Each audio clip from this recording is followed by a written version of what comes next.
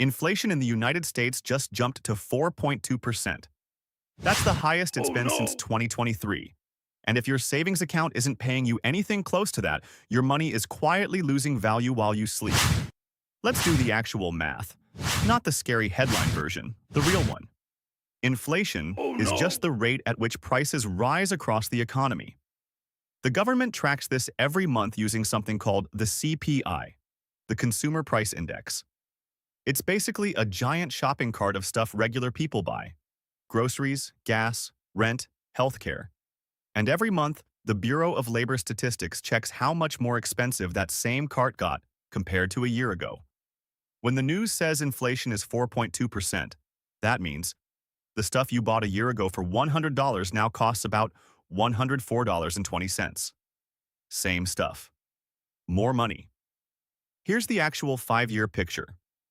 Inflation spiked hard in 2021 and 2022. That's the period everyone remembers, when gas and groceries jumped fast. It came back down through 2023, 2024, and 2025, getting close to the Fed's 2% target.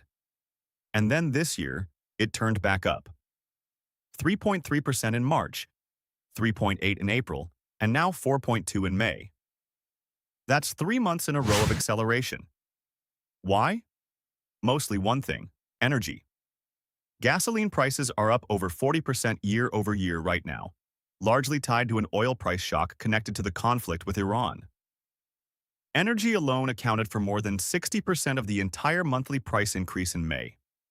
When oil and gas spike, it doesn't just hit you at the pump.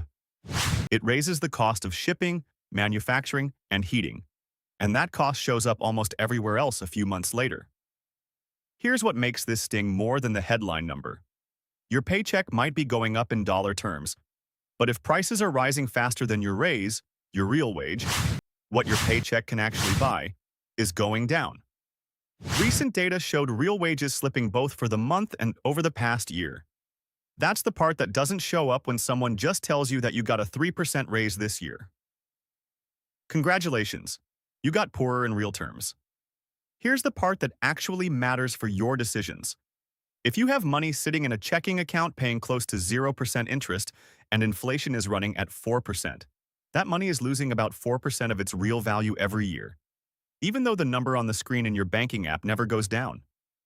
This isn't a reason to panic, and it's definitely not financial advice telling you what to do with your specific money. I'm not a licensed advisor, and your situation is yours. But understanding the mechanism changes how you think about idle cash.